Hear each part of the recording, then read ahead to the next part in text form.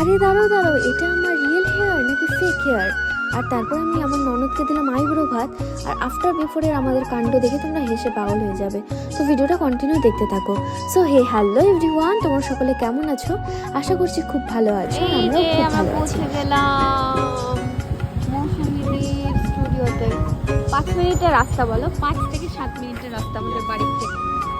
আর মৌসুমীদের studio নিয়ে তো কিছু বলারই নেই। চারিদিকে এত সুন্দর ডেকোরেশন যে যখনই যাই, এতবার গেছি তবু এখনও গেলে চারিদিকে শুধু তাকিয়ে থাকি আর ডেকোরেশনগুলোই দেখি। আর এত সুন্দর চকচকে আয়না যে কারো মিরর ফটো তুলতে ইচ্ছে করবে। এটা কে বলো তো? হ্যাঁ, এটাই হচ্ছে মৌসুমী দি, আমাদের হিরোইন দিদি। আরে হ্যাঁ, তোমাদেরকে তো বলাই হয়নি যে আমি ওখানে কেন গেছি।